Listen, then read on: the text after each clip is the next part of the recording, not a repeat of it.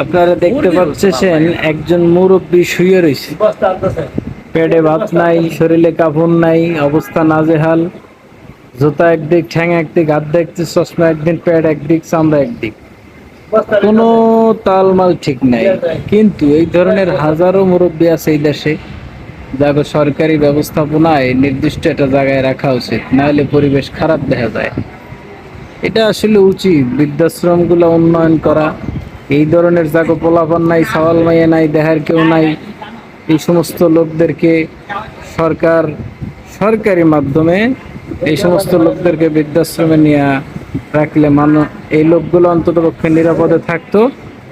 দেখেন দেখেন কি একটা অসহায়, বাচ্চা কাচ্চা নাই, কিচ্ছু নাই। উচিত এই সমস্ত লোকেদের সরকারে আসলে নিজ দায়িত্বে একটা আবাসন স্থানে নিরাপদে চিকিৎসা, খাবার সুব্যবস্থা অনুযায়ী রাখা। আপনারা কমেন্ট জানাবেন।